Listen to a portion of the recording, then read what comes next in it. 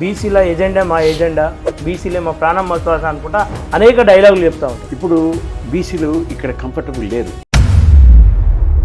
అప్పుడున్న బీసీలకు ఉన్న రిజర్వేషన్ని ఖజాంలో కేసీఆర్ తగ్గించినటువంటి సందర్భాలు. ఎస్, జనాభా ఎంత ఉందో ఎస్సీ ఎస్టీలది, ఆ జనాభా వాళ్ళ పర్సెంటేజ్ ఉందో దాని 50లో తీసేస్తే బీసీలో చేరాలని చెప్పేసి పెద్ద ఫోర్స్ పెడుతున్నారు. ఈ ప్రభుత్వంలో కూడా మీరు చూశారు. రాజశేఖర రెడ్డి అప్పుడు కూడా చాలా ఫోర్స్ పెడితే మేము కొట్టేపించినాం. ఇప్పుడు రేవంత్ రెడ్డి ఏం చేశాడంటే ఈ 42%లోనే పప్పులో కాలేశాడు. ఎందుకు వేసాడు పప్పులో కాలు నేను అంటానంటే,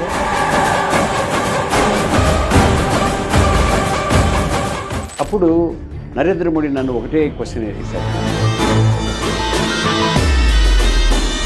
ఇక్కడ మా వాళ్ళు కంటే చేయలేదు కదా, అందువల్ల నరేంద్ర మోడీ వాళ్ళన్న నాకు ఫోన్ చేసి అడిగాడు, ఏమని 2024లో మాది కొద్దిగా ప్రాబ్లం ఉంది, ఏమి రామకృష్ణ గారు మళ్ళీ మీరు దేశవ్యాప్తంగా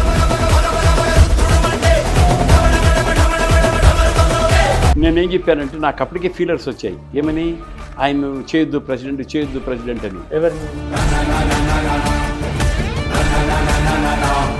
అంటే చాలా మందికి ఒక డౌట్ ఉంది సార్ నరేంద్ర మోడీ విషయం, నిజంగానే ఛాయ్ అమ్మిండి ఆయన?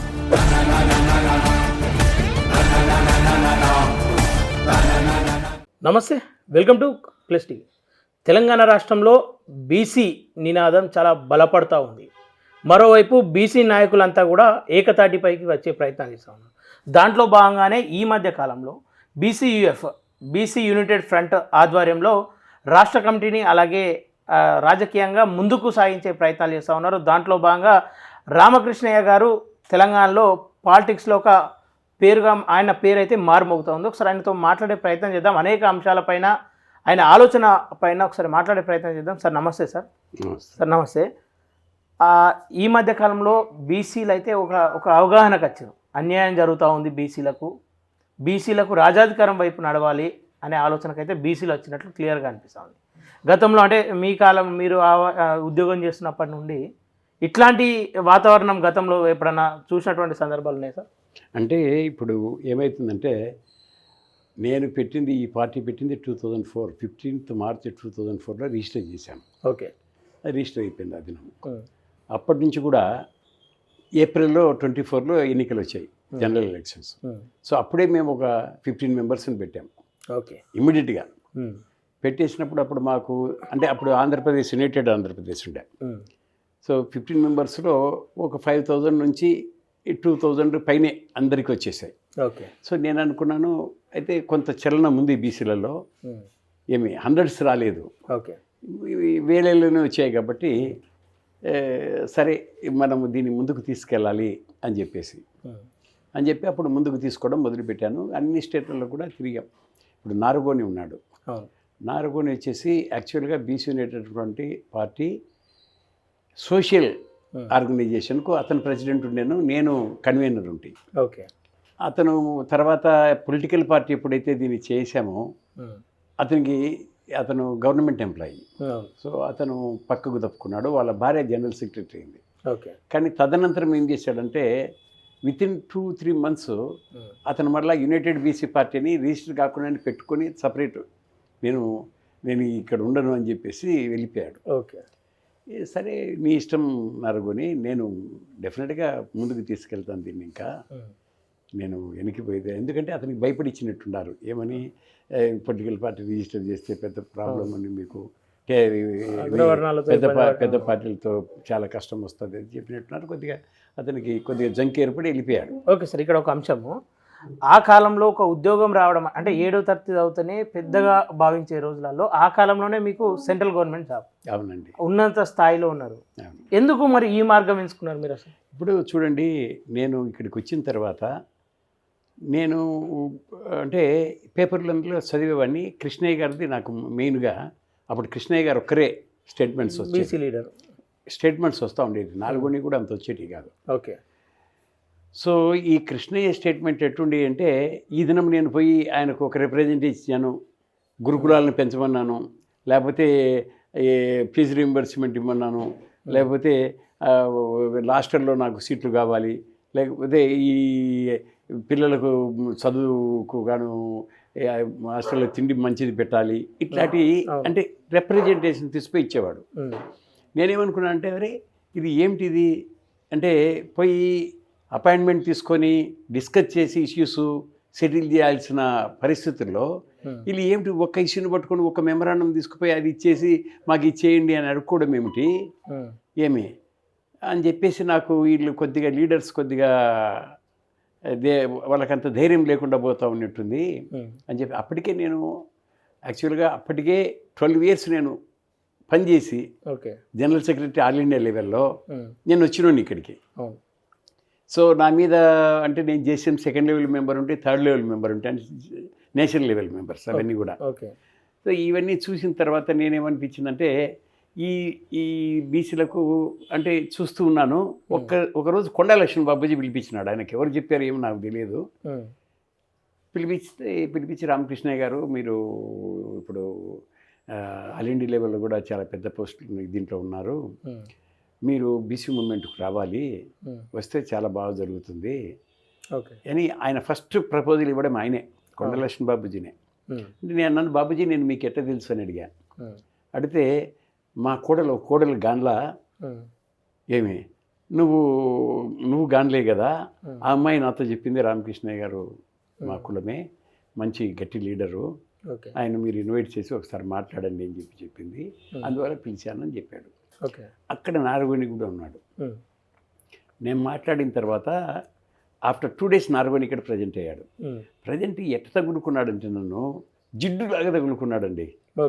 ఏమని రామకృష్ణయ్య సార్ మీరు రావాలి, బీసీ మూవ్మెంట్కి రావాలి అని. ఎప్పటి నుంచి 1999 ఆ ప్రాంతం నుంచి 2000 వరకు తగులుకున్నాడు నన్ను, ఇంకా ఇడిచిపెట్టనే లేదు.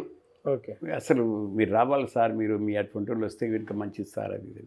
నేను అన్నాను సరే వస్తానులేండి అని చెప్పి ఒకరోజు మీటింగ్కి వెళ్ళి అంత ఇచ్చేసాము. అప్పుడు బీసీ యునైటెడ్ ఫ్రంట్ పెట్టి ఆయన ప్రెసిడెంట్గా పెట్టేసి నేను కన్వీనర్గా ఉన్నా. ఓకే సార్, దీంట్లో పనిచేస్తున్న క్రమంలో ఉద్యోగ విరమణ తీసుకునే ప్రయత్నం చేశారు ముందస్తు ఉద్యోగ విరమణ తీసుకున్న తర్వాత దానికంటే ముందు ఆ ఉద్యోగ విరమణ కోసం మీరు రాజీవ్ గాంధీని ఆ కాలంలో కలిసారు. అవునండి. మరి ఎందుకని చెప్పేసి కాంగ్రెస్ వైపు అంటే రాజీవ్ గాంధీని కలుసుడు అనేది చిన్న ముచ్చటేం కాదు ఆ కాలంలో. అంటే ఆయన డిఫెన్స్ మినిస్టర్గా ఉన్నాడు కాబట్టి, నేను డిఫెన్స్లో పనిచేస్తున్నాను కాబట్టి, ఆయన is the head of the ministry.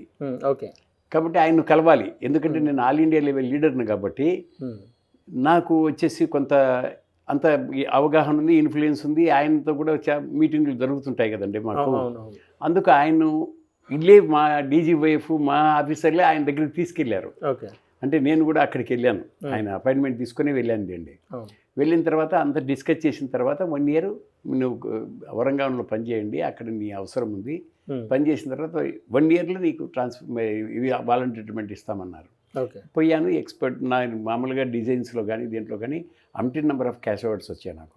మాట్లాడుతున్న క్రమంలో దేనికోసం ఈ విరమణ అని అడిగే ప్రయత్నం ఏం చేయలేదు? దీనికోసమే, ఎందుకంటే మా పిల్లలు చదువుకోవాలి, ఇంకా నేను ఇక్కడ నేను మళ్ళా తిరగలేనండి. ఎందుకంటే education is most important for my children, వారి growth is more important for my children, నాకు అక్కడే వాలంటీర్ ట్రీట్మెంట్ కావాలి అని కంపల్సరీ అడిగాను. అడిగితే అతను ఏం చేశారంటే మా ఆఫీసర్లు కూడా రామకృష్ణయ్య ఊరికే వాలంటీర్ ట్రీట్మెంట్ తీసుకొని కష్టపడతాడా లేకపోతే ఎట్లా అని, నేను తీసుకున్న వాలంటీర్ ట్రీట్మెంట్ తీసుకోకముందే వాళ్ళు వచ్చేసి వాట్ ఈజ్ మై ప్లాన్స్. అప్పటికే నేను ఫ్యాక్టరీలు కొన్ని పార్ట్నర్షిప్ది ఓన్ ఫ్యాక్టరీ అన్నీ కూడా పెద్ద ఫ్యాక్టరీలు అయితే, లిమిటెడ్ కంపెనీ ఒకటి, ప్రైవేట్ లిమిటెడ్ కంపెనీ, 2 పెద్ద ఫ్యాక్టరీలే, భారతీ ఇంజనీరింగ్ ఇండస్ట్రీ అని, లక్ష్మీ ఇండస్ట్రీస్ అని చెప్పేసి 2 ఉండేది. ఇవి వాళ్ళు వచ్చి పర్సనల్గా చూశారు. ఒక ఆఫీసర్ను పంపించి జిఎం లెవెల్ ఆఫీసర్ను వచ్చి చూసిన తర్వాత yes is comfortable sir, he can leave on his own legs, there is no problem absolutely అని చెప్పి వాళ్ళు చెప్పిన రిపోర్ట్ ఇచ్చిన తర్వాతనే డీజీ వచ్చి నాకు వాలంటీర్ ట్రీట్మెంట్ శాంక్షన్ చేశాడు అనమాట. అక్కడికి వచ్చి మామూలుగా డీజీ చేయరు, జిఎంఏ చేస్తాడు, కానీ అక్కడ మాకు హెడ్ క్వార్టర్స్ నేను ఆల్ ఇండియా లెవెల్ కాబట్టి డీజీ చేశాడు. కానీ ఆయన వచ్చి వాళ్ళ హెడ్ క్వార్టర్స్ నుంచి నాకు రావాలి ట్రాన్స్ఫర్ ఆర్డర్స్, కానీ నాకు జిఎం ఆఫీస్ నుంచే ట్రాన్స్ఫర్ ఆర్డర్స్ ఇష్యూ చేశారు. ఓకే సార్, ఇక్కడ ఒక వాదం లేస్తుంది అంటే బలంగా బయటకు వస్తుంది అని చెప్పేసి, అంటే దాన్ని ఎన్ని రకాలుగా అణచివేయాలి, ఎన్ని రకాలుగా తొక్కేయాలి, డబ్బుతో ప్రలోభాలు చేస్తారు, చావు భయం చూపిస్తారు, అనేక ప్రయత్నాలు జరుగుతూ ఉంటాయి. అట్లాంటి ప్రయత్నాలు ఏమైనా మీ మీద జరిగినాయా ప్రయోగాలు? నా మీద ఎవరు చేయలేదండి. ఓకే. ఒక్క రాజశేఖర రెడ్డి మాత్రము మీకు ఎమ్మెల్సీ ఇస్తాను, మీరు బీసీ వెల్ఫేర్ మినిస్టర్గా ఉండండి, బీసీలకు ఏమి చేసినా కూడా ఏ నోటింగ్ పెట్టినా నేను సంతకం చేస్తానని చెప్పాడు. కానీ బట్ నాకేమంటే ఈ రెడ్లు కానీ అగ్రవర్ణాలు కానీ ముఖ్యమంత్రిగా కానీ ప్రైమ్ మినిస్టర్గా కూడా ఉన్నప్పుడు వాళ్ళు ఏం చేస్తారంటే మొట్టమొదటి వాళ్ళని పార్టీలకు తీసేసుకుంటారు. తీసుకున్న తర్వాత ఉద్యోగం ఇది మినిస్ట్రీ ఇస్తారు. But later they will say the party discipline అండి, మీరు ఇంతట్లోనే పనిచేయాలి, ఇట్లా చెప్పకూడదు, అట్లా చెప్పకూడదు, ఇట్లా అనకూడదు, అట్లా అనకూడదు అంటారు. అప్పుడు మనం ఒక లిమిట్లోకి వస్తాం. I don't want that. నాకు అది అవసరంలే. ఏమి రెడ్ల కింద, అందులో నేనేమంటే అండి, రెడ్ల కింద కానీ వెలమల కింద కానీ కమ్మల కింద కానీ ఐ డోంట్ వాంట్ వర్క్. నేను పని చేయదలుచుకోలే. లేకపోతే నాకు ఎన్నో ఆఫర్లు వచ్చాయి. ఈవెన్ నరేంద్ర మోడీ గారు 2014లో అతను ప్రైమ్ మినిస్టర్ అయిన తర్వాత 6 months పోరాడాడు బీజేపీలో చేరండి. చెరు నువ్వు Ramakrishnaiah garu we will turn around the country అని రాశారు. అంటే we will turn around the country అని. నేను I said no, I'm sorry. అంటే అంత బలంగా ఎందుకు పట్టుకోరు సార్? నేను అంటే రాజకీయ పార్టీ అండి, నాకు అవసరం లే డబ్బు. నా పిల్లలందరూ ఇప్పుడు అమెరికాకి వెళ్ళారు. అప్పుడే బాగా చదువుకుంటున్నారు పిల్లలందరూ కూడా. నా దగ్గర డబ్బు ఉండేది అప్పటికే, ఎందుకంటే ఫ్యాక్టరీలలో మాకు డబ్బులు వచ్చేటి బాగా. ప్లస్ రియల్ ఎస్టేట్ కూడా ఉండేది నాకు. ఇంకొకటి, నా దగ్గర డబ్బులు ఉండేటి కాబట్టి నేను ఐఎమ్ కంఫర్టబుల్ ఫైనాన్షియల్లీ. సో ఇప్పుడు బీసీలు ఇక్కడ కంఫర్టబుల్ లేరు, వాళ్ళకి ప్రాబ్లమ్స్ ఉన్నాయి. సో ఇదే లీడర్షిప్ ఎవరైతే ఉన్నారో వాళ్ళు అంత అగ్రెసివ్గా పోలేని పరిస్థితుల్లో ఉన్నారు. అటువంటి పరిస్థితుల్లో నా బీసీలకు నేను ఏం చేయాలి? నేను ఆ కులంలో పుట్టిన తర్వాత, నేను కంఫర్టబుల్ అయిన తర్వాత, నాకు ఆ నాలెడ్జ్ ఉన్న తర్వాత, నేను వాళ్ళని అప్లిఫ్ట్ చేయకపోతే, వాళ్ళని పైకి తీసుకురాలేకపోతే అది నా అసమర్థత అవుతుంది. తర్వాత నేను నా వర్గానికే అన్యాయం చేసిన వాళ్ళం అవుతాం. అంటే మీ దృష్టిలో సార్ చాలా మంది కూడా బీసీల కోసం పోరాడుతున్నాం, బీసీల ఎజెండా మా ఎజెండా, బీసీలే మా ప్రాణం మా శ్వాస అనుకుంటా అనేక డైలాగులు చెప్తూ ఉంటారు.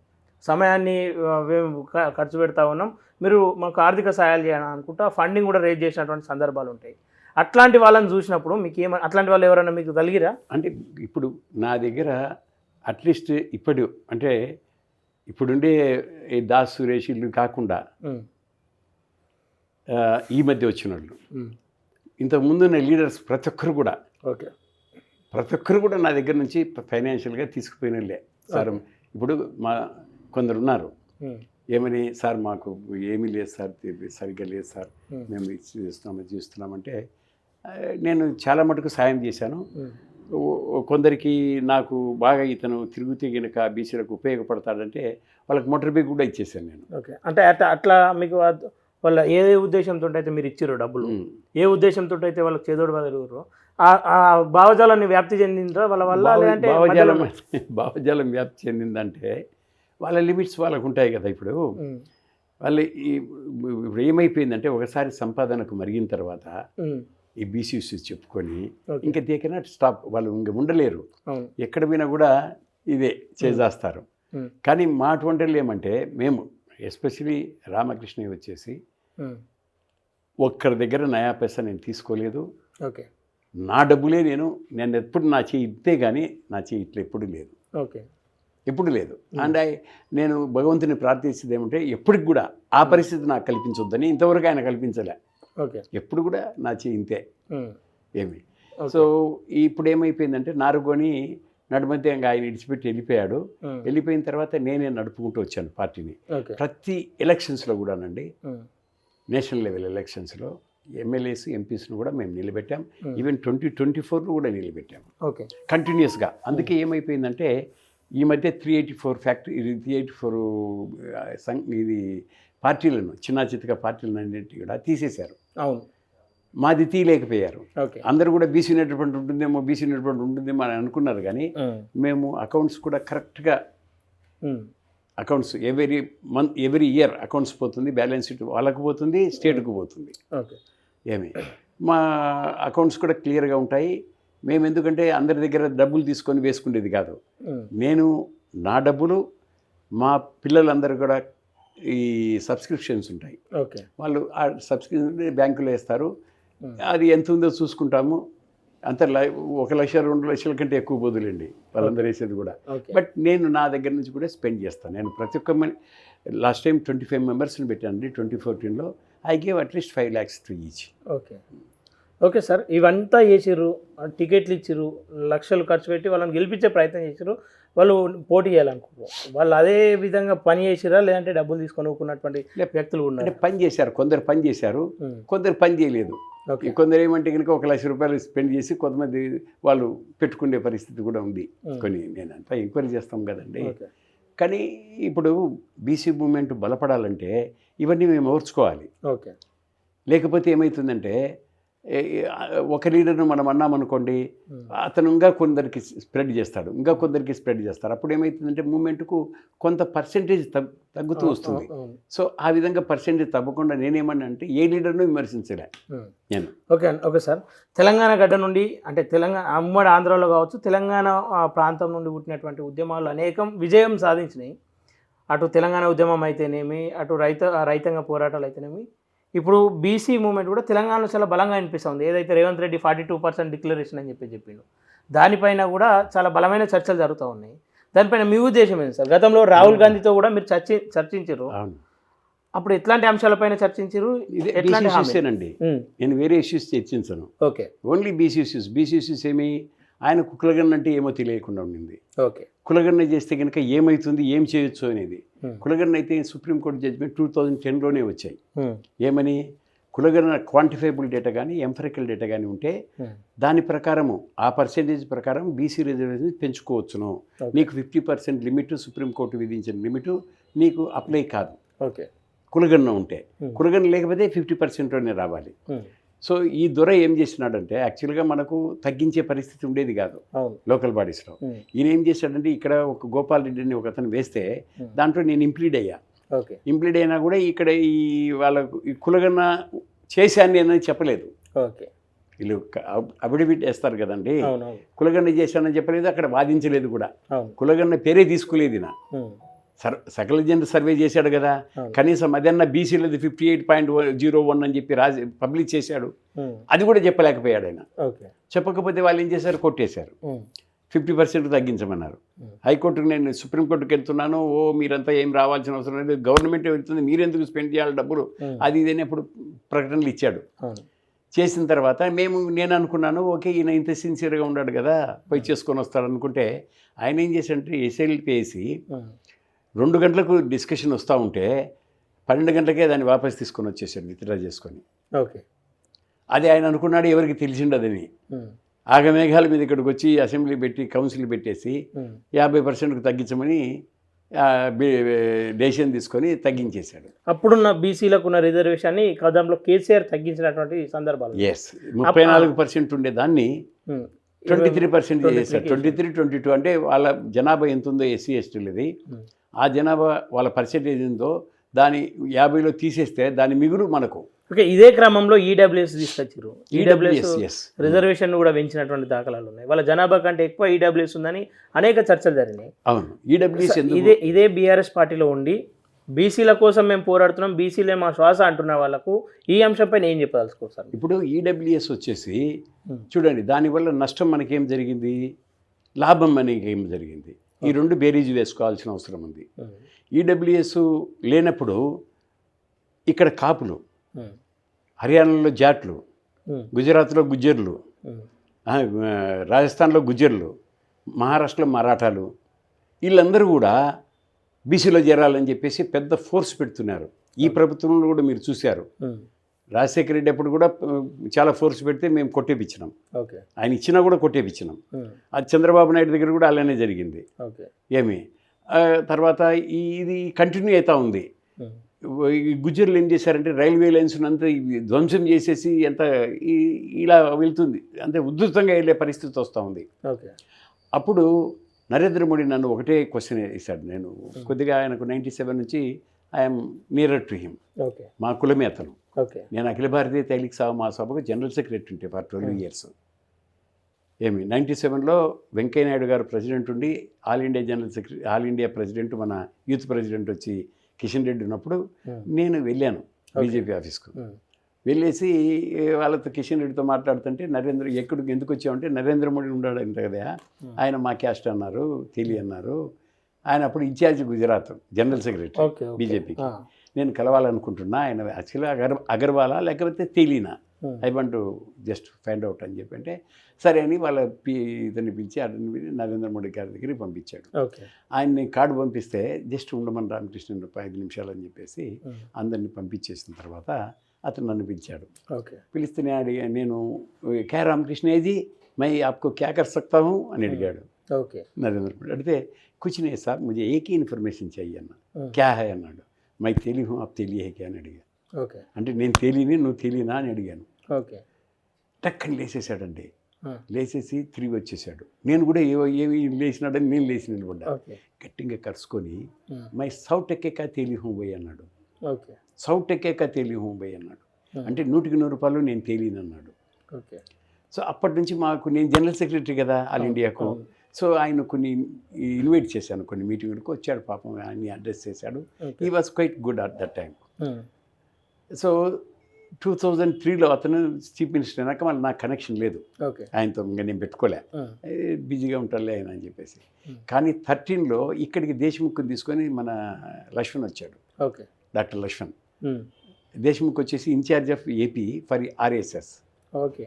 ఆయన వచ్చేస్తే ఆయన ఏమన్నాడంటే, రామకృష్ణయ్య గారు మీరు ఆర్ఎస్ఎస్లో కానీ బీజేపీలో కానీ పెద్ద పదవి తీసుకొని మీరు ఆర్గనైజ్ చేయాల్సిన అవసరం ఉంది అన్నాడు. అంటే నేను అన్నాను, నేను ఆర్ఎస్ఎస్ కాదండి, కాబట్టి అది రూల్డ్ అవుట్ ఆర్ఎస్ఎస్లో పదవి తీసుకోవడము, నాకు సిద్ధాంతాలే తెలియదు. బట్ బీజేపీలో నేను సింపథైజర్ని బీజేపీకి ఎప్పటి నుంచి, జనసంఘ్ డేస్ నుంచి కూడా. మీ ఆర్టికల్ 370 కానీ 32 కానీ ఇవన్నీ తీసేస్తామని మీరు చెప్పారు కాబట్టి I became fan of BJP. So ఈ నేపథ్యంలోనే నేను సింపథైజర్ని అయ్యాను. బట్ మీరు చేసిన పనులు నాకు నచ్చలేదని చెప్పాను. ఏమది అన్నాడు.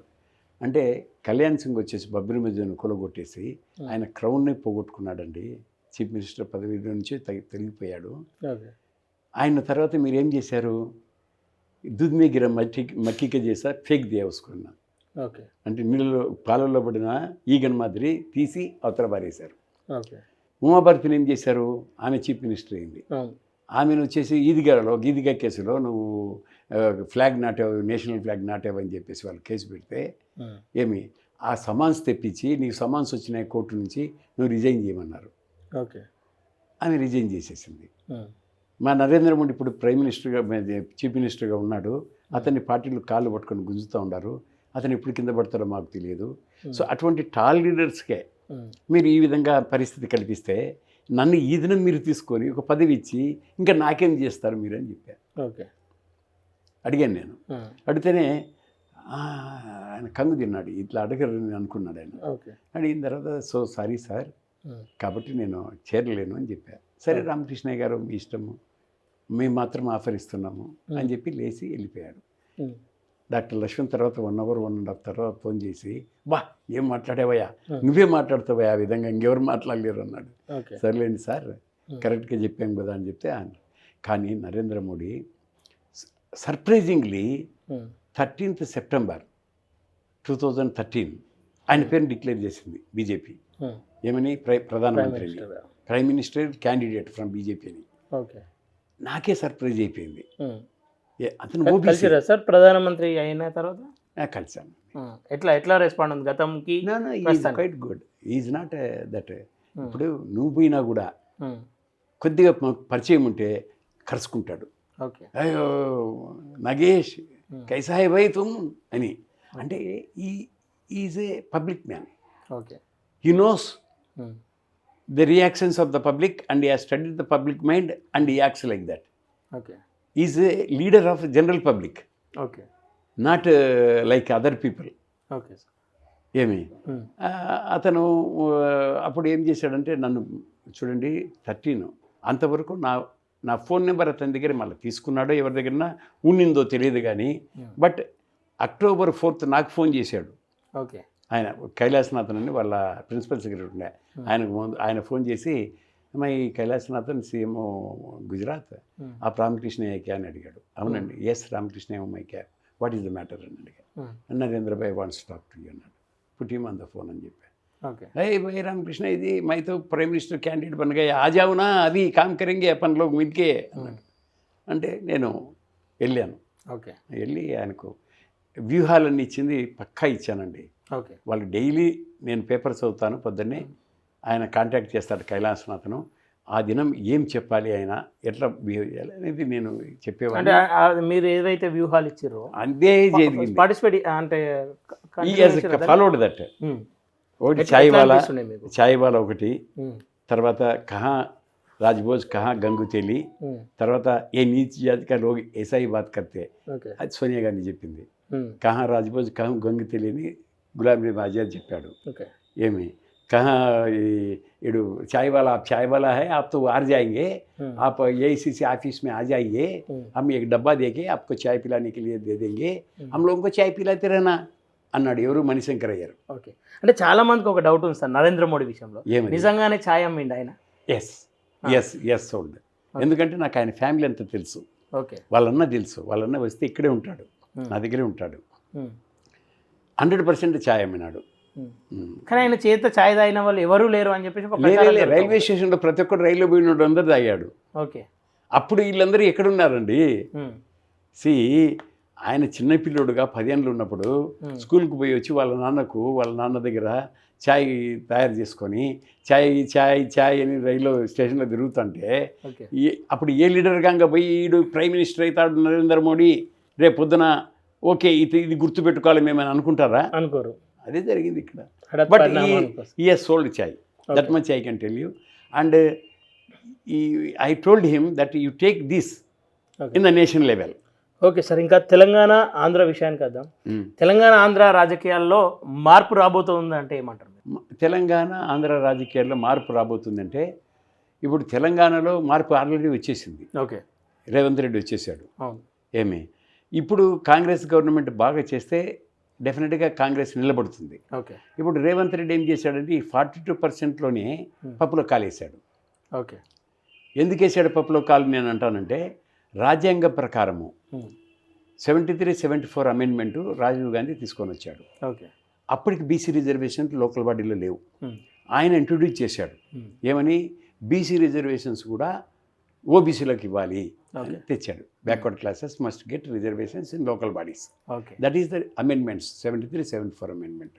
73 వచ్చేసి దీనికి లోకల్ బాడీస్ స్థానిక సంస్థలకు, 74 వచ్చేసి దానికి. ఓకే, అమెండ్మెంట్ చేసిన తర్వాత ఈ 243D6, 243T6 అంటారు దాంట్లో. ఓకే, దాంట్లో ఏమని రాశారంటే the percentage of reservations for the backward classes in local bodies must be decided by the legislative state assembly. Okay, అంటే శాసన మండలి చేయాలి. అటువంటిప్పుడు నీకు పార్లమెంటుకు పంపాల్సిన అవసరం ఏముంది? నువ్వు ప్రైమ్ మినిస్టర్కి పంపాల్సిన అవసరం ఏముంది? ప్రెసిడెంట్కి పంపాల్సిన అవసరం ఉంది. ఓకే, వీళ్ళు మేధావులు, ఈ జస్టిస్ ఈశ్వరయ్య, ఈ చిరంజీవులు, వీళ్ళు ఏం చేశారంటే ఆయన దగ్గరికి పోయి 9th షెడ్యూల్లో పెడితే బాగుంటుంది సార్, లేకపోతే 9th షెడ్యూల్లో ఎవరిది పెట్టారు? తమిళనాడుది పెట్టారు. ఎప్పుడు పెట్టారు? అన్నాదురై కాలం నుంచి మాకు రిజర్వేషన్స్ ఉంటే బీసీలకు. ఏమి ఎప్పుడు పెట్టారంటే ఈ జయలలిత వచ్చినప్పుడు పెట్టారు. చీఫ్ మినిస్టర్ ఉన్నప్పుడు ఆమె పోయి పివి నరసింహారావుతో పోయి మాట్లాడి అక్కడ చెప్పించింది. ఓకే, ఏమి అటువంటిప్పుడు 9th షెడ్యూల్లో నువ్వు పెట్టాలి. ఇప్పుడే పెట్టాల్సిన అవసరం ఏముంది? నువ్వు ఇప్పుడు పెడితే 9th షెడ్యూల్లో పెట్టాలంటే వాళ్ళు మొట్టమొదట క్యాబినెట్ డిస్కస్ చేయాలి, తర్వాత పార్లమెంట్లో పెట్టాలి, తర్వాత పాస్ చేయాలి బిల్స్. పాస్ చేసిన తర్వాత ప్రెసిడెంట్ అసెంట్ కావాలి. Then only it will go to 9th schedule. Okay, 9th schedule పోతే దేర్ ఈజ్ నో ప్రొటెక్షన్ అని కూడా ఈ చంద్రచూడ్ చెప్పాడు. ఏమని? We can review 9th schedule also అని చెప్పాడు ఆయన చీఫ్ జస్టిస్గా ఉన్నప్పుడు. అటువంటిప్పుడు ఇప్పుడు మీరు 9th షెడ్యూల్లో పెట్టాలని ఈ ప్రాసెస్ అంతా డిలే చేయడం ఎందుకు? ఇప్పుడు ఆల్రెడీ ఈ has done it quantifiable data, అంటే కులగణన చేశాడు. బీసీల సంఖ్య తెలిసిపోయింది, కులాల సంఖ్య తెలిసిపోయింది. తెలిసిపోయిన తర్వాత సుప్రీంకోర్టు జడ్జిమెంట్స్ ఉన్నాయి కదా, క్వాంటిఫైబుల్ డేటా ఉంటే మీ రిజర్వేషన్స్ 50% కంటే ఎక్కువ పెంచుకోవచ్చని. అదే తమిళనాడులో 259 ఆఫ్ 1994లో ఎస్వి జోషి ఫైల్ చేశాడు ఎడ్యుకేషన్ అండ్ ఎంప్లాయ్మెంట్కు. ఓకే 356లో కె కృష్ణమూర్తి అని చెప్పేసి ఆయన మే 2009లోనే చేశాడు. ఆయన కూడా ఇద్దరు చేశారు. ఇద్దరు ఆర్ఎస్ఎస్ ఫెలోసే, ఇద్దరు బ్రాహ్మిన్సే. ఓకే వాళ్ళు చేస్తే మొట్టమొదటి జడ్జిమెంట్ వచ్చేసి లోకల్ బాడీస్ వచ్చింది. అది మే 2010లో వచ్చింది, ఓకే 11th May 2010. అప్పుడు ఏమని వచ్చింది, అక్కడ వాళ్ళు వచ్చేసి క్వాంటిఫైబుల్ డేటా ఓకే చేయకుండా పోయినారనమాట. చేయలేదని పోయినారు, ఛాలెంజ్ చేశారు. తమిళనాడులో స్థానిక సంస్థలకి ఈ దినానికి కూడా రిజర్వేషన్స్ లేవు. ఓకే తమిళనాడు అది ఎవరికి తెలియదు. ఈవెన్ కొప్పుల రాజుకు నేను ఒకసారి చెప్తే అదెట్టు రామకృష్ణ గారు అన్నాడు. లేవండి కనుక్కోండి మీరు అని చెప్పా. ఓకే లేవు కాబట్టి వాళ్ళకు 356 వర్తించలే. సో ఇంక వేరే వాళ్ళ దేశాలకన్నిటికీ వాళ్ళు ఏం చెప్పారంటే, because there is no quantifiable data available in this writ petition, we are not able to decide about the over breadth of reservations for the backward classes in the local bodies, therefore it should be restricted to 50% అని రాశారు. అంటే ఏమని, quantifiable data ఉంటే, empirical data ఉంటే ఏమి 50%కి above పోవచ్చు అని చెప్పేసి. ఓకే అది కదండి దాని మీనింగు. అదొకటి. తర్వాత 13th July, ఇది మేలో వచ్చింది, 13th July 2010లో ఎడ్యుకేషన్ అండ్ ఎంప్లాయ్మెంట్కి వచ్చింది. అదేమొచ్చింది, if there is a quantifiable data then the 50% limit will not apply for them, okay they can cross అని చెప్పి క్లియర్ కట్ జడ్జిమెంట్ ఇస్తే కర్ణాటక మీద తమిళనాడు మీద వేసినారు వాళ్ళు. కర్ణాటకలో వచ్చేసి వాళ్ళు ఏం చెప్పారంటే, ఈవెందో వాళ్ళు ఉన్నా కూడా క్వాంటిఫైబుల్ డేటా వాళ్ళ దగ్గర ఉండింది, నాకు తెలుసు. ఎందుకంటే 2004లో రాజశేఖర రెడ్డి అయినప్పుడు ఈ బీసీ కమిషన్ దాల్వ సుబ్రహ్మణ్యం గారిని, కృష్ణమోహన్ వీళ్ళందరినీ పంపించారు అక్కడికి, స్టడీ చేసిరండి వాళ్ళు ఎట్లా చేశారో కులగన్నని. నా దగ్గర నాకు తెలుసు. అయినా కూడా బీజేపీ గవర్నమెంట్ వచ్చింది 2010లో, వాళ్ళు మా దగ్గర లేదు కులగన్న అన్నారు. కులగన్న ఉంది అంటే మళ్ళీ రిజర్వేషన్ పెంచమంటారు కదా, వాళ్ళు లేదని చెప్పేశారు. లేదని చెప్తే తమిళనాడు గవర్నమెంట్ ఏం చెప్పింది, మా దగ్గర క్వాంటిఫైబుల్ డేటా ఉంది, మేము ఇదో సబ్మిట్ చేస్తున్నామని చెప్తే వాళ్ళకి 16% కంటిన్యూ చేశారు. లేకపోతే 2009లో వాళ్ళు క్వాంటిఫైబుల్ డేటా లేదని సబ్మిట్ చేయకుండా ఉండింటే అప్పుడే వాళ్ళది 50% రిజర్వేషన్స్ అయిపోయేది తమిళనాడులో కూడా. బట్ దే హ్యాడ్, కాబట్టి వాళ్ళకి ఇచ్చేశారు. ఇది నిర్ధారణ. అంటే ఏమని, క్వాంటిఫైబుల్ డేటా ఉంటే, కుల గణాంకాలు ఉంటే, ఏమి అధికారిక గణాంకాలు ఉంటే డెఫినెట్గా 50%కి ఎక్సీడ్ చేయొచ్చు రిజర్వేషన్స్ అనేది. అది కరెక్ట్గా ఎగ్జాంపుల్ అన్నమాట తమిళనాడుది 2010లో. ఇప్పుడు తెలంగాణలో 42% రిజర్వేషన్ సాధ్యమవుతుందని భావిస్తారా? 100% సాధ్యమవుతుంది. కానీ ఈ రవీంద్ర రెడ్డి ఏం చేసినాడంటే, దాన్ని అక్కడికి ఏం రాశాడండి, మీరు బిల్లు చూసారా పార్లమెంట్లో ఫస్ట్ బిల్స్ ఏం రాశాడో, బిల్స్ అంతా పాస్ చేసిన తర్వాత 42%కు కింద this may be sent to the president for assent అని ఎందుకు రాయాల్సి వచ్చిందండి? అది రాసినందువల్ల ఆయన ప్రెసిడెంట్కి పంపాడు. Governor will not send any bills passed by the assemblies to governor, there is no necessity. If it is not according to the rules and according to constitution, రాజ్యాంగ ప్రకారం లేకపోతే ఈయనకి పంపుతాడు, ప్లీజ్ రివ్యూ అని. మళ్ళీ వీళ్ళు రివ్యూ చేసి ఆయన అబ్జెక్షన్స్ ఏం తీసుకున్నాడని చూసి మళ్ళీ పంపితే సెకండ్ టైం యాక్సెప్ట్ చేస్తారు. అంటే ఇదంతా పొలిటికల్ గేమ్ అనుకోవచ్చా? Exactly, it is a political game against BJP.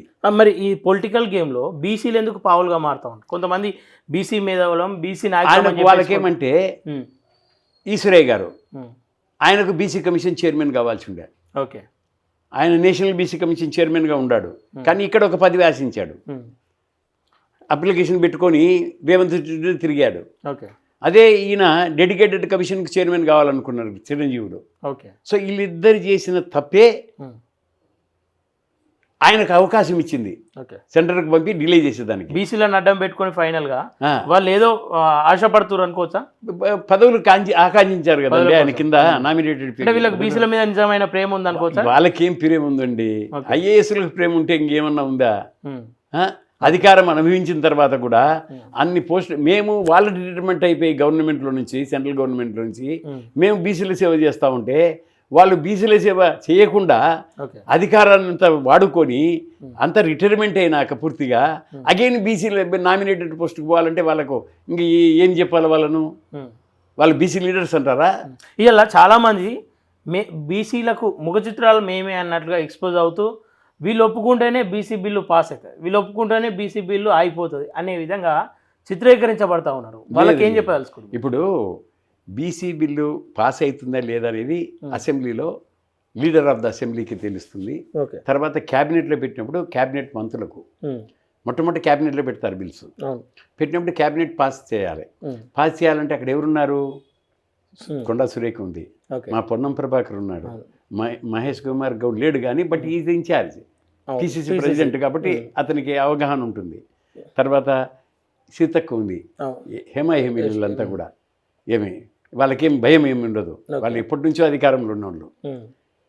అందువల్ల వాళ్ళందరూ కొద్దిగా గట్టిగా మాట్లాడతారు. మాట్లాడితే ఈయనకేమైపోయిందంటే వీళ్ళు చెప్పినందువల్ల ఈ చిరంజీవులు అండ్ ఈ మేధావులు సోకాల్డ్ మేధావులు పోయి ఆయనకు 42% రిజర్వేషన్స్ 9th షెడ్యూల్లో పెట్టాలని చెప్పినందువల్ల ఆయనకు అవకాశం ఇచ్చారు సెంట్రల్ గవర్నమెంట్ పంపించి అక్కడ డిలే చేసేదానికి. నేను 100% చెప్తున్నానండి, BJP will never clear those bills. Okay. President కూడా క్లియర్ చేయడు, ఎందుకంటే is in under the dictates of BJP. అవునా కదండి, ఆయన చేయరు. ఇలా ఈయనకు తెలిసి పంపాడు. ఎందుకు పంపాడంటే కనుక డిలే వాళ్ళ మీద వేసేదానికి పొలిటికల్ గేమ్ ఆడాడు. కాంగ్రెస్ క్లారిటీ ఉంది, బీజేపీ అగెనిస్ట్ బీసీ రిజర్వేషన్స్ అని ప్రూవ్ చేసుకున్నాడు. ఎందుకంటే బీసీ రిజర్వేషన్స్కు మేము బీసీ కులగణన చేయము. ఏమి 2011లో కాంగ్రెస్ చేసిన కులగణన గణాంకాలు కూడా మేము పబ్లిష్ చేయమని కిషన్ రెడ్డి గారు రాజ్యసభలో చెప్పాడు, యూనియన్ మినిస్టర్గా. ఓకే. ఆయన చెప్పిన తర్వాత లోక్సభలో కన్ఫర్మ్ చేశాడు ఎవరు, మన సోషల్ జస్టిస్ మినిస్టర్. ఓకే. కాబట్టి అది క్లియర్ కదండి, వాళ్ళు కులగణన చేయరని. కులగణన చేయకపోతే బీసీ రిజర్వేషన్స్ పెరగవు, ఎప్పటికి కూడా ఎప్పటికి పెరగవు. ఓకే. కాబట్టి ఆ కులగణన చేయాలని చెప్పేసి రాహుల్ గాంధీకి చెప్పిన తర్వాత ఈ కులగణన ఇంత ఎఫెక్ట్ ఉంటుంది అన్న తర్వాతనే ఆయన కులగణన మీద ఏమి దాని ప్రపోర్షనేట్ ఇంక్రీజ్ ఇన్ రిజర్వేషన్స్ మీద ప్లస్ క్రీమీ లేయర్ మీద అన్నిటి మీద ఆయన ప్రచారం చేశాడు. ఎక్కడ? కర్ణాటకలో. ఓకే. అందుకే ఆయన గెలిచాడు. గెలిచిన తర్వాత ఆయనకు డబుల్ కాన్ఫిడెన్స్ అయిపోయింది. ఇది మంచి సబ్జెక్ట్ ఇది అని దేశవ్యాప్తంగా తీసుకున్నాడు. ఇప్పుడు ఆ పరిణామమే రేవంత్ రెడ్డి కులగణన చేయడం కూడా. Revanth Reddy himself is not interested to do కులగణన. అక్కడ నుంచి పైనుంచి చేయమని ఒత్తిడి వచ్చింది కాబట్టి చేశాడు. ఓకే సార్, ఇక్కడ ఒకవేళ నిజంగా కాంగ్రెస్ బీసీలకు కులగణన పూర్తి చేస్తే మీరు బీసీయూఎఫ్ను బలపరుస్తారా, లేదంటే కాంగ్రెస్కు మద్దతుగా ఉంటారా? ఇప్పుడు నేను నరేంద్ర మోడీ గారు ఈ 2024లో జనరల్ ఎలక్షన్స్లో మా వాళ్ళు కంటెస్ట్ చేసినా కూడా ఇక్కడ మా వాళ్ళు కంటెస్ట్ చేయలేదు కదా. అందువల్ల నరేంద్ర మోడీ వాళ్ళన్న నాకు ఫోన్ చేసి అడిగాడు, ఏమని 2024లో మాది కొద్దిగా ప్రాబ్లం ఉంది, ఏమి రామకృష్ణ గారు మళ్ళీ మీరు దేశవ్యాప్తంగా తిరగాలి 2014లో తిరిగినట్టు అని చెప్పారు. చెప్తే నేను నో అని చెప్పా. ఎందుకంటే మీరు కులగణన చేయని క్లియర్గా చెప్పారయ్యా, బీసీలకు మంచి చేయని మీ పార్టీకి మేమెందుకు సపోర్ట్ చేస్తామయ్యా. నరేంద్ర మోడీ అక్కడే పైన కూర్చొని ఉన్నాడు కదా, పవర్ఫుల్ లీడర్ అన్నాడు. ఇప్పుడు ఆయన కులగణన చేయనని చెప్పిస్తూ ఉంటే ఇంకా మేమెందుకు చేయాలి, నేను కాంగ్రెస్ చేస్తున్నా అని చెప్పా. ఓకే. గతంలో ఏదైతే తెలంగాణ ఇస్తే టీఆర్ఎస్ను కాంగ్రెస్లో విలీనం చేస్తా అని చెప్పేసి గతంలో ఒప్పందాలు జరిగినాయి. అట్లాంటి ఒప్పందం ఏమైనా చేసుకోబోతా ఉన్నారా కాంగ్రెస్ కానీ బీజేపీ కానీ? ఇప్పుడు మేము వచ్చేసి BC united front will be independent అండి. ఓకే. మేము అలా చేసుకోదలుచుకుంటే రాజశేఖర రెడ్డి ఎంట పడినప్పుడే చేసుకొని ఉండేవాళ్ళం. ఓకే. ఆఖరికి రాజశేఖర రెడ్డి విసిగిపోయి 10 సీట్లు నీకు ఇస్తాను, 5 నేను గెలిపిస్తాను, 5 నువ్వు గెలిపించుకో రామకృష్ణ గారు అని చెప్పిన పరిస్థితులు ఉన్నాయి. అహ్మద్ పటేల్ కూడా అగ్రి అయ్యి ఆర్డర్స్ కూడా వచ్చాయి. కానీ అప్పుడు ఈ మన వాళ్ళందరూ రెడ్డి పార్టీలో మనం ఈ అలయన్స్కి ఎందుకు పోవాలి అది ఇది అంటే నేను మళ్ళీ అది రిఫ్యూజ్ చేశాను. ఓకే సార్, మీరు అనేక సందర్భాలు చూసారు. రాజశేఖర రెడ్డి కంచెలు ప్రధానమంత్రి దాకా అందరినీ చూసారు. మీరు అనేక పోరాటాలు కూడా చేశారు. మీకు సంతోషం కలిగించిన పోరాటం ఏది? మిమ్మల్ని ఇంకా అసంతృప్తిగా ఉంచినటువంటి పోరాటం ఏది? నాకు సంతోషం కలిగిన పోరాటం ఏమిటంటే అండి, ఇప్పుడు సుప్రీంకోర్టు కూడా 2010లో ఈ జడ్జిమెంట్స్ వచ్చింది కదండి. ఓకే. అది వచ్చేసి కులగణన చేయాలనేది అప్పుడే మాకు ఆ జడ్జిమెంట్ చూసిన తర్వాతనే కులగణన ఈజ్ మోస్ట్ ఇంపార్టెంట్ అనుకున్నాను. ఓకే. ఆ కులగణన మీద మేము అప్పటి నుంచే రైజ్ చేస్తున్నాం ఇష్యూస్. ఓకే. కులగణన చేయాలి మొట్టమొదటి. ఆ కులగణన చేసేదానికి చేసిన యుద్ధం ఏదైతే ఉందో ఈ దినం కులగణన రేవంత్ రెడ్డి చేశాడు, దేశవ్యాప్తంగా రాహుల్ గాంధీ తీసుకున్నాడు. కాబట్టి నాకు హ్యాపీగా ఉండా. ఎందుకంటే ఎస్ నవ్ అట్లీస్ట్ ఎనీవే ఇప్పుడు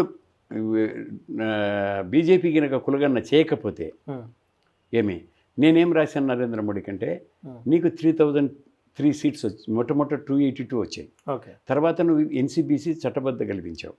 తర్వాత రోహిణి కమిషన్ వేసావు. వేసిన తర్వాత 2019లో ముందర వేసాడు, 2018లో వేసాడు రోహిణి కమిషన్. వేసినప్పుడు మళ్ళీ నీకు 303 వచ్చాయి, అంటే ఇంక్రీజ్ అయ్యింది. బీసీ ఓట్స్ నీకు ఎక్కువ అయిపోయినాయి.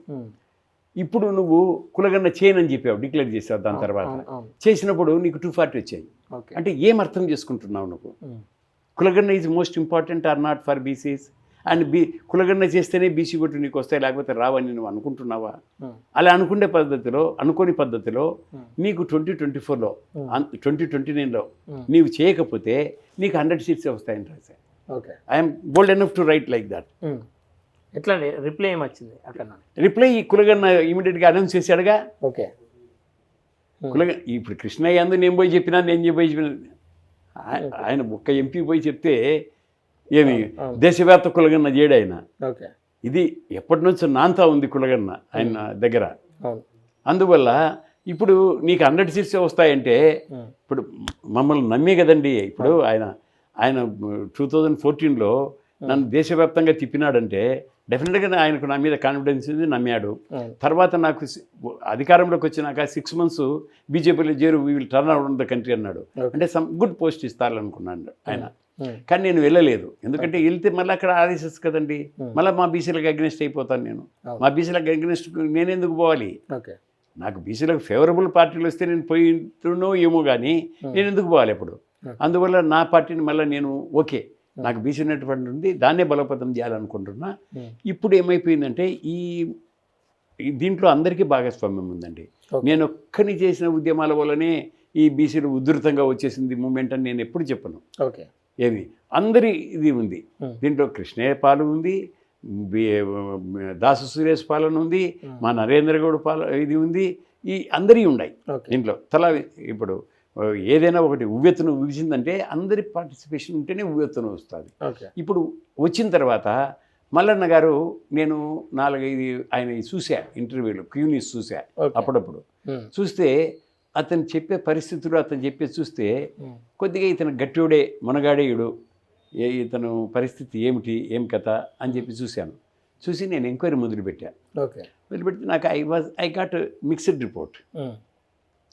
సర్లే అని చెప్పి అనుకున్నాను. బట్ ఆ ఉధృతం అదంతా చూసిన తర్వాత ఇతను కొద్దిగా బీసీ మూమెంట్కి పనికొస్తాడేమో అనిపించింది నాకు. అనిపించిన తర్వాతనే నేను వాచ్ చేయడం కొద్దిగా మొదలుపెట్టాను. ఇంతలోకే నేను నా అసిస్టెంట్కు, నా కాన్ఫిడెంట్కు ఒక 300 కాపీకే చెప్పా. అతను పోయేసి కొద్దిగా టచ్ చేయి, రామకృష్ణ దగ్గరకు వస్తాడేమో, వచ్చి మాట్లాడమని చెప్పి, నేను ఇంకా అతనికి నాలెడ్జ్ ఇస్తాను ఎక్కువ అని చెప్పి చెప్తే ఇతను పోయి చెప్పలేదు, అతను రాలేదు. సడన్గా ఒకరోజు నాకు సూర్యారావు ఫోన్ చేసేసి, అన్న సార్ మల్లన్న వస్తానంటున్నారు సార్ మీ దగ్గరికి, మేము తీసుకొని వస్తున్నా సార్ అని అడిగాడు. అంటే తీసుకురా, ఏమి దాన్ని తప్పేం లేదు కదా నాన్న, రమ్మని తీసుకురమ్మను. ఇక్కడ ఒక ప్రశ్న సార్, మల్లన్న పేరు తీశారు కాబట్టి తెలంగాణ రాష్ట్ర అధ్యక్షుడు మల్లన్న అని చెప్పేసి ఈ మధ్య కాలంలో కొన్ని వార్తలు వచ్చినాయి. రాష్ట్ర అధ్యక్షుడు కాదు అతను. రాష్ట్ర అధ్యక్షుడు వచ్చేసి ఐతుగోని రాఘవేంద్ర.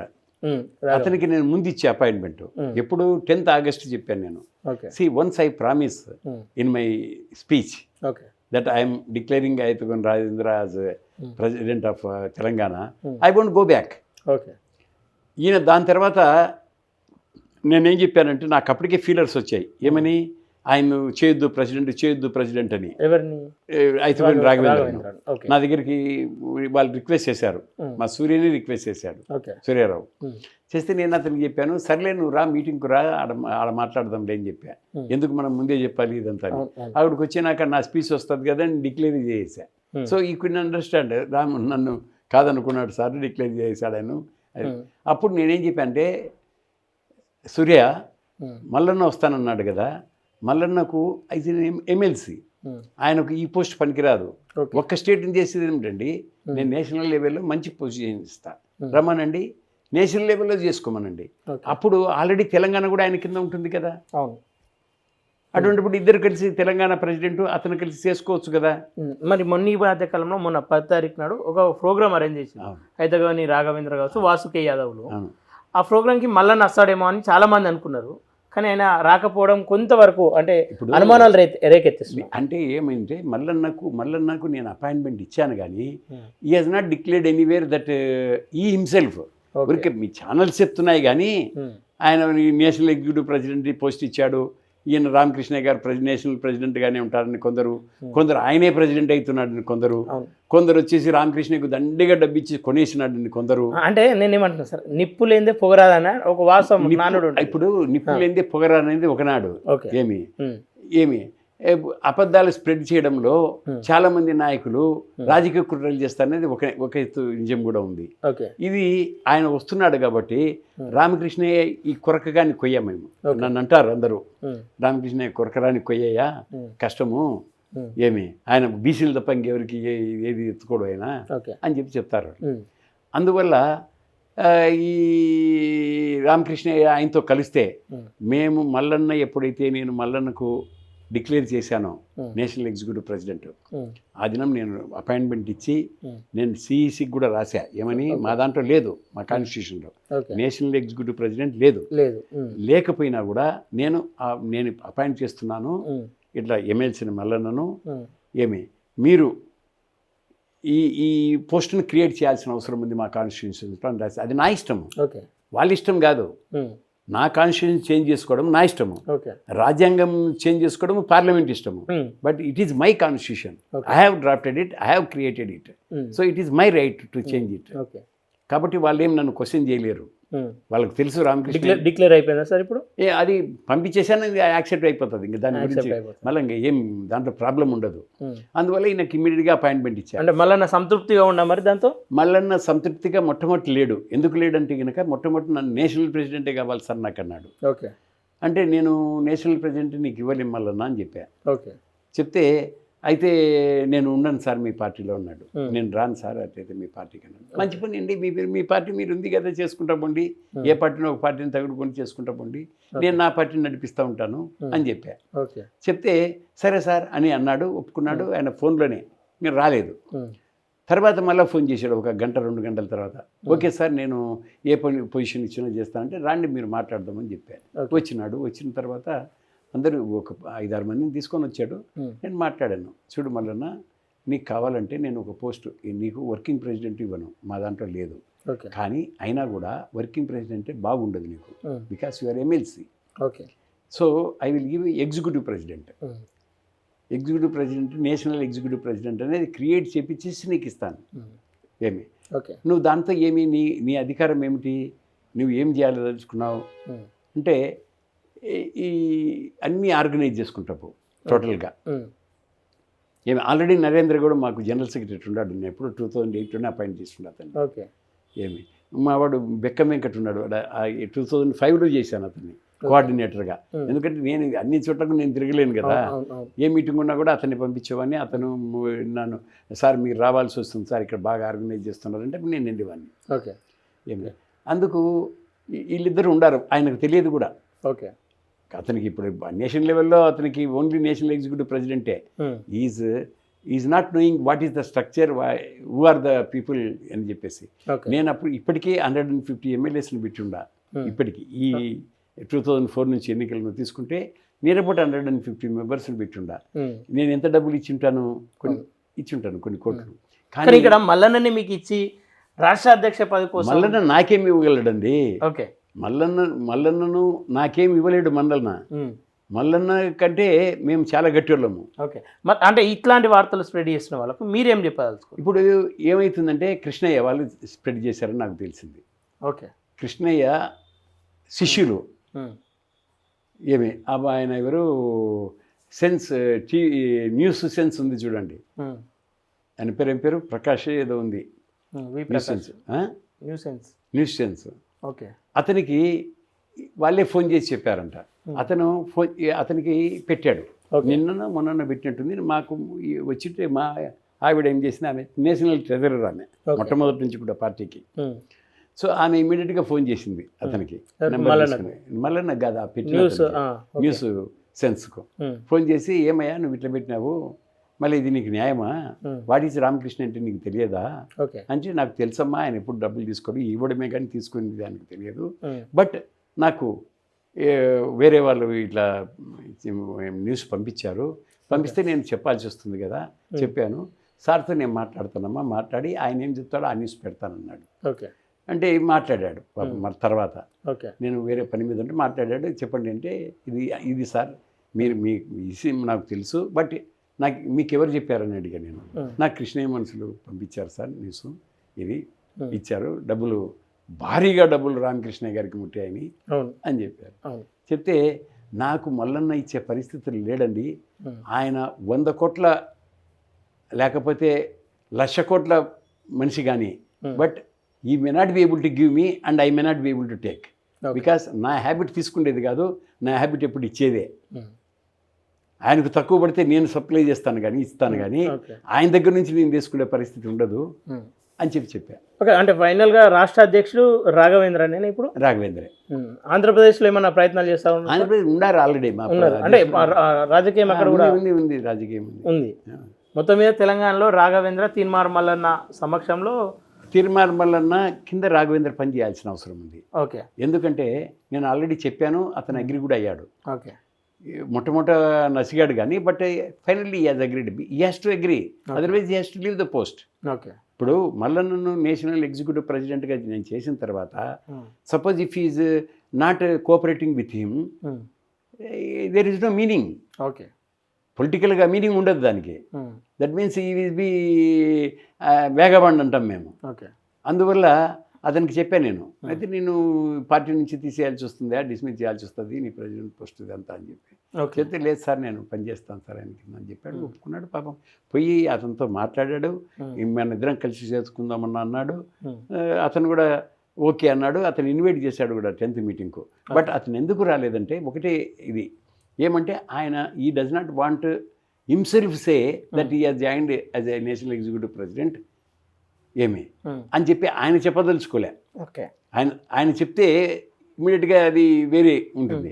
ఆయన ఏమంటే కనుక రేపు మీటింగ్ పెట్టి మేధావుల ముందర, రిటైర్డ్ జడ్జిల ముందర, ప్రొఫెసర్ల ముందర, అందరి ముందర నేను నేషనల్ ఎగ్జిక్యూటివ్ ప్రెసిడెంట్గా అపాయింట్ అయ్యాను బీసీ డెవలప్మెంట్కి అని చెప్తే అది ఒక బ్లాస్ట్ అవుతుంది, మీడియా అంతా వస్తుంది కాబట్టి బాగుంటుంది సార్, అది నేను చేస్తాను, మీరు కూడా చెప్పొద్దండి ఎక్కడ కూడా. కానీ ఆల్రెడీ రివీల్ అయిపోయింది కదా, అది రివీల్ అయిపోయింది. అది ఎవరు చేసి ఉంటారు? ఆయన కింద వాళ్ళు చేసి ఉంటారు, ఆయన లేకపోతే ఆయనే చెప్పి ఉంటాడు చేయండి మీరని. ఓకే. ఇదంతా రాజకీయము. ఇప్పుడు ఏమంటే ఆయన ఎవరు చేసినా కూడా డిస్కషన్ జరిగిపోయింది కదా రాష్ట్ర వ్యాప్తంగా. అది నెగిటివ్ కాదు, అది it is a positive, even though it is a criticism, but it is reaching the public. అరే బీసీ నేటువంటి ఒక పార్టీ వచ్చిందంట, ఆ పార్టీకి రామకృష్ణ గారు నేషనల్. కొన్ని వార్తల్లో అయితే బీసీఎఫ్ నూతన పార్టీ 17న ప్రారంభం కాబోతా ఉంది, ఆవిర్భావం కాబోతా ఉంది. అది ఆ న్యూస్ చెప్పినతనికి, ఆ న్యూస్ సప్లై చేసినది ఇద్దరు కూడా మెచ్యూర్డ్ పర్సన్స్ కాదు. ఓకే. వాళ్ళకి రాజకీయ 2004లో, ఎందుకంటే 2004లో రిజిస్టర్ అయింది. 2004లో నుంచి 2004లో కంటెస్ట్ చేశాము, 2009లో కంటెస్ట్ చేశాము, 2014లో కంటెస్ట్ చేశాము, 2024లో కంటెస్ట్ చేశాము తెలంగాణలో. అవును. అటువంటిప్పుడు అతను ఏమి జర్నలిస్టు, ఏమి channel in charge, when is not knowing the. ప్రధాన ఛానల్లోనే అట్లాంటి వార్తలు వస్తున్నాయి. అట్లాంటి వార్తలు వస్తే వాళ్ళకంటే ఇగ్నోరెంట్ పీపుల్, వాళ్ళకి తెలియదు రాజకీయాలంటే, వాళ్ళకి తెలియదు ఏ పార్టీలు ఎక్కడ ఉన్నాయి. లేకపోతే వాళ్ళ దృష్టి ఓన్లీ ఆ 3-4 పార్టీల మీదనే ఉండొచ్చు. బీఆర్ఎస్ మీద, కాంగ్రెస్ మీద, బీజేపీ మీద ఉండొచ్చు. కొంత పార్టీలన్నీ చిన్న పార్టీ ఏమి ఉండొచ్చు. ఇంకా కొంతమంది మాకు అక్కర్లేదని చెప్పి వాళ్ళు ఇగ్నోర్ చేసి ఉండొచ్చు. అంతేగాని ఈ పార్టీ ఉండింది, ఈ పార్టీ కంటెస్ట్ చేసింది, వాళ్ళు ఇగ్నోరెంట్గా చెప్పారంటే వాళ్ళు మేము నవ్వుకుంటాం అంతే, అరే ఇట్లా పెడుతున్నారని. అదే మల్లన్న చెప్పాడు అనుకోండి, నేను కొత్త పార్టీ పెడుతున్నానని, అప్పుడు ప్రాబ్లం అవుతుంది, మల్లన్నకు ప్రాబ్లం అవుతుంది. ఎందుకంటే కొత్త పార్టీ అంటే కనుక అవగాహన లేని నాయకుడు అవుతాడు ఆయన. ఎందుకైతాడు? ఆల్రెడీ ఇది 2004లో పెట్టాడు, రామకృష్ణ గారు ప్రెసిడెంట్, ఇంతవరకు కంటిన్యూస్ వచ్చేసింది, ఇంతవరకు వాళ్ళు కంటెస్ట్ చేస్తూ వచ్చారు అని చెప్తా ఉండే ఛానల్స్, ఈయన వచ్చేసి లేదు నేను కొత్త పార్టీ పెడుతున్నానంటే అప్పుడు ఏమనుకుంటారు పబ్లిక్? అవగాహన లేని నాయకుడు అని అనుకుంటారా లేదా? అందువల్ల మళ్ళీ ఎప్పుడు చెప్పడు. ఆయన MLC, is not today boy కాదు ఆయన, ఓకే అది చెప్పేదానికి. ఒక ఎమ్మెల్సీ రాజకీయవేత్త అయినాడు, పెద్ద సభలో సభ్యుడిగా ఉన్నాడు, ఇంకప్పుడు ఆయన ఎటు చెప్పగలడండి ఆ విధంగా? Okay sir. చెప్పలేడు కదా. ఫైనల్గా సార్, ఈ ఏజ్లో అందరూ రెస్ట్ తీసుకుందామని చెప్పేసి పిల్లలతో కానీ అట్లా తిరిగేద్దామని చెప్పేసి అనుకుంటూ ఉంటారు. మీరు ఇంకా కూడా బీసీల రాజాధికారం, బీసీలు అని చెప్పేసి తిరుగుతూ ఉన్నారు. మీరు ఎప్పుడు రెస్ట్ తీసుకోబోతా ఉన్నారు? నేను బీసీ చీఫ్ మినిస్టర్ ఇక్కడ అయినాక, ఓకే బీసీ ప్రైమ్ మినిస్టర్ సెంట్రల్లో అయినాక అప్పుడే నేను రెస్ట్ తీసుకుంటాను. ఓకే బీసీ ప్రైమ్ మినిస్టర్ అయ్యాడు ఇప్పుడు సెంట్రల్లో, ఓకే బీజేపీ కానీ ఏదన్నా కానీ. కానీ అతనే నాకు ఒక ఎక్స్పీరియన్స్ వచ్చింది. ఏమొచ్చిందంటే బీసీ వడ్డించేవాడు మనవాడైతే కడబంతిలో కూర్చున్నా మనకు పర్వాలేదు అని చెప్పి అని సామెత ఉన్నా కూడా, వడ్డించేవాడు మనవాడున్నా కూడా ముండిచే చూపించేవాడు కూడా మనవాడే అయినాడు అక్కడ. ఇప్పుడు రోహిణి కమిషన్ వేశాడు, ఏమైంది? రిపోర్ట్ సబ్మిట్ చేసి కనీసం అంటే 2 ఏళ్ళు అయిపోయింది. అంటే నరేంద్ర మోడీ పరిస్థితి కూడా ఎట్లా ఉంది అని చెప్పేసి అనుకుంటారు.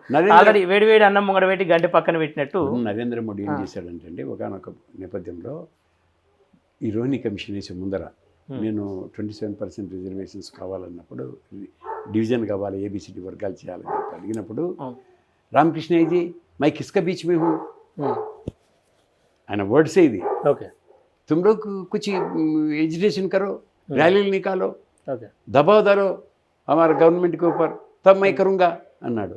అదే చేశాను మేము. ఓకే జంతర్ మంతర్లో ఒక 25,000 మందితో, నేను 25,000 మందితో ఇది పెట్టాము, కంప్లీట్గా ర్యాలీ పెట్టాము. ఓకే తర్వాత 25 మంది ఎంపీలకు నేను డిన్నర్ ఇచ్చి వాళ్ళందరి సిగ్నేచర్ తీసుకుపోయి మెమరాండం ఇచ్చాము. ఇస్తే వితిన్ 2 days ఆయన రోహిణి కమిషన్ డిక్లేర్ చేశాడు. Okay so we were very happy. అందుకే 2019లో ఆయనకు 303 సీట్స్ వచ్చాయి, ఎక్కాయి. నియర్ అబౌట్ 19-20 సీట్స్ ఎక్కినట్టు కదండి ఆయనకు, 20-21 సీట్స్ ఎక్కినట్టు. కానీ అదే ఆయన కులగన్న చేయనని చెప్తానే 2024లో 240కి దిగాడు. ఓకే సార్, ఇక్కడ అనేక కళలు, అనేక ఆశయాలతో బీసీయూఎఫ్ పార్టీని మీరు నిర్మాణం చేసిరు, బీసీల రాజాధికారం కోసం అని చెప్పేసి ఒక కళతో వేచి చూస్తూ ఉన్నారు. ఇందులో అంటే మీ ఆలోచనలు అనేక పార్టీలు పంచుకున్నాయి, కాంగ్రెస్ కావచ్చు, బీజేపీ కావచ్చు. మీ ఆలోచనలకు సంబంధం లేకుండా ఏమైనా అత్యుత్సాహం చేసి పార్టీలు ఎవరైనా చేసే ప్రయత్నాలు చేస్తే వాళ్ళకి ఎట్లాంటి పనిష్మెంట్ ఇవ్వగలుగుతారు? సస్పెండ్ చేస్తామండి, యాంటీ పార్టీ యాక్టివిటీస్ అని చెప్పి సస్పెండ్ చేస్తాం. Simple it is, as simple as it is కదా. ఏ పార్టీని ఏం చేస్తుంది రాజకీయ పార్టీ? మాట వినకుండా పోతే సస్పెండ్ చేస్తుందా లేదా? ఎక్స్పెల్ చేస్తుంది. తర్వాత సస్పెండ్ చేసినాక ఎంక్వైరీ పెడుతుంది. ఎంక్వైరీ పెడితే ఎస్ ఈ హస్ డన్ ఏ మిస్టేక్ అని చెప్పి అంటే కనుక ఎక్స్పెల్ చేసేస్తుంది. ఓకే సార్, ఫైనల్గా ఇప్పటి సమాజానికి అంటే ఓటు విలువ తెలియకుండా ఇంకా కూడా ఏదో ఎంజాయ్మెంట్ అనుకుంటా యువత కూడా బీసీ అయి ఉండి అనేకం కోల్పోతూ ఉన్నారు, ఉద్యోగాల్లో కోల్పోతూ ఉన్నారు, ఇంకా అనేక అంశాల్లో వాళ్ళ రిజర్వేషన్ కోల్పోతూ ఉన్నారు. అట్లాంటి వాళ్ళకి మీ మెసేజ్ ఏమి ఇస్తారు? ఎట్లాంటి పరిస్థితులు స్థానిక ఎన్నికల్లో ఏం చేయాలని చెప్పి చెప్తారు? ఇప్పుడు నేను ఒకటి చెప్తున్నాను, ఇప్పుడు ఏమంటే బీసీ అనేటటువంటి మేము అన్నిటిలో పెడుతున్నామండి. మల్లన్న వచ్చిన తర్వాత పార్టీలోకి ఈ న్యూస్ లీక్ అయిన తర్వాత అలజడి వచ్చింది. ఓకే, అన్ని చోట్ల నుంచి కూడా, అవును, అన్ని పెద్ద పార్టీల్లో కూడా అలజడి వచ్చింది. ఇప్పుడు అది మేము అన్ని చోట్ల కూడా బీసీ యునైటెడ్ ఫ్రంట్ పార్టీ నుంచి క్యాండిడేట్లను పెడితే గెలిచేది తప్పకుండా మా వాళ్ళే గెలుస్తారు. ఓకే, ఇప్పుడు ఎందుకు గెలవలేకుండా పోతున్నారంటే, మేము 10 సీట్లు 5 సీట్లు పెడతామనుకోండి, అరే 5 సీట్లలో గెలిచి కూడా వీళ్ళు ఏం చేస్తారు, వాళ్ళు 119 సీట్లలో పెట్టారు, వాళ్ళు ఎట్లా మెజారిటీ వస్తుంది, వాళ్ళ రాజ్యమే వస్తుంది, వీళ్ళని గెలిపించి మనకేం ఫలము అనే పద్ధతిలో మన వాళ్ళు ఆలోచన చేస్తున్నారు. ఇప్పుడు అందుకే నేను మొట్టమొదటి నుంచి కూడా 119 సీట్లో కనుక మనం పెడితే మన పార్టీకి రికగ్నిషన్ వస్తుంది అక్కడ నుంచి. కానీ అప్పుడు ప్రజల్లో కూడా నమ్మకం వస్తుంది, ఓ అమ్మ 119 సీట్లు పెట్టారంటే కనుక మనం వస్తుంది అని. అప్పుడు కొంత చేంజ్ వస్తుంది పబ్లిక్లో. బీసీలు అందరూ కూడా blood is thicker than water అండి. మా బ్లడ్ వాళ్ళ బ్లడ్ ఒకటే, బీసీలంతా ఒకటే బ్లడ్ అని నేను నమ్ముతా ఇప్పుడు. కాబట్టి blood is thicker than water. ఏమి వాళ్ళు ఎప్పుడు కూడా మా మనుషులే, మా సైడే వస్తారు. అసలు డబ్బు ఉంటేనే రాజకీయం అని ఇంకా కూడా రాజకీయానికి దూరం అవుతున్న యువత కావచ్చు, వ్యక్తులకు కావచ్చు, ఏం చెప్పదలుచుకోరు. ఒకవైపు ఓటు చైతన్యం చేసుకుంటే ఓటు అనేది ఉచితంగా వచ్చేది, ఆ ఓటును కూడా డబ్బుతో కొనే ప్రయత్నాలు చేస్తూ ఉన్నారు. ఇప్పుడు డబ్బుతో కొనబట్టే కదా ఇప్పుడు మేమంతా వెనకలబడి ఉండేది. వాళ్ళకి ఏం చెప్పాలి? అగ్రవర్ణాలు ఇప్పుడు ఏమవుతుందంటే ఉవ్వెత్తున ఇప్పుడు బీసీ మూవ్మెంట్ వచ్చింది కాబట్టి, నాన్న మీ బతుకులు, ఇప్పుడు వాళ్ళు డబ్బు ఇస్తే ఎన్ని రోజులు వస్తుంది, వారం వస్తుంది, 5 రోజులు వస్తుంది, 4 రోజులు, 10 రోజులు వస్తుంది. కానీ మీకు బీసీలకు అధికారం వస్తే మీ బతుకులే బాగుపడతాయి, మీరు జీవితాంతరం కూడా సుఖంగా ఉంటారు. ఓకే. ఏమి విద్య చదువుకోవచ్చు, ఉద్యోగాలు చేసుకోవచ్చు, మీకు ఇలా బెడదంతా పోతుంది. ఓకే. ఫస్ట్ ప్రిఫరెన్స్ మీకే వస్తుంది. ఏమి రిజర్వేషన్స్ పక్కా ఖండితంగా ఖరాఖండిగానే ఇంప్లిమెంట్ చేస్తాం. తర్వాత ఇంకొకటి కూడా కులగన్న ఆల్రెడీ చేసి ఉన్నారు కాబట్టి 56.3 అని చెప్పాడు. అదే బీసీ ఉన్నటువంటి మేము 56 చేసేస్తాము, దాంట్లో ప్రాబ్లం లేదు. 56 అయినా చేయొచ్చు, 53 అయినా చేయొచ్చు, 50 అయినా చేయొచ్చు. ఎందుకు ఈయన 42% ఎందుకు ఈయన కలగన్నాడు? ఏమన్నా 42% ఎందుకు ఇచ్చాడంటే చెప్పమంటారా మీకు? చెప్పండి. తమిళనాడులో 69% ఉంది, ఇక్కడ ఎంత 18.5% ఎస్సీలు ఉన్నారు. ఇప్పుడు 8.1% ఎస్టీలు ఉన్నారు. ఈ రెండుని కలిపితే 27 దగ్గర అవుతారు వాళ్ళు. 69లో నుంచి 27 తీసేసేయండి, 42. ఆ 42 డిక్లేర్ చేశాడు ఆయన. ఏమంటే తమిళనాడుకు 69 ఇచ్చారు కదా, మాకెందుకు ఇవ్వరు అని సుప్రీంకోర్టును అడగొచ్చని. ఆయన నాకు చెప్పలేదు కానీ, వాళ్ళ మినిస్టర్స్ కూడా చెప్పలేదు కానీ, but I can read what he has said అనేది. ఎందుకు ఈ బ్యాక్గ్రౌండ్ వై 42% చేశాడనేది నేను చెప్పగలను. మళ్ళీ మా మేధావులైన మా వాళ్ళు ఇంటలెక్చువల్ ఫోరం ఉంది ఒకటి, దానికి చిరంజీవులు చైర్మన్. మళ్ళీ ఆయనకు ఇది అవగాహన వచ్చిందో లేదో నాకు తెలియదు కానీ, ఆయన ఎప్పుడు ఏ మీడియాలో ఇది మాట చెప్పలేదు. ఏమి కానీ నేను చెప్తున్నా 100% రేవంత్ రెడ్డి గారికి ఇదే బ్రెయిన్, ఇదే ఆలోచనతో చేశాడు. Okay sir. 17th నాడు ప్రోగ్రామ్ ఫైనల్గా ఏం జరగబోతా ఉంది? ఆ రోజు ఏమన్నా ప్రకటనలు చేయబోతా ఉన్నారా? ఏ అంశాలపైన చర్చలు ఉంటాయి అనుకోవచ్చు? ఆ రోజు ప్రకటనలు ఏమంటే అండి, మొట్టమొదటి నా డిక్లరేషన్ ఉంటుంది. 100% Mallanna garu national executive president, and he has got the power to organize all the state committees, and in consultation with the president. అది పెట్టాను నేను, in consultation with the president. And he will report wherever the committees he is appointing, he will report to me first, and appointments will be issued by the president only, not the national executive committee.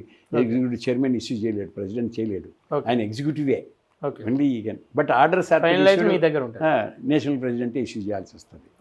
ఏమి తర్వాత BPharms కూడా national president issue చేయాల్సి వస్తుంది. అప్పుడు నేను మల్లన్నకే authority ఇవ్వాల్సి వస్తుంది, ఇస్తాను కూడా.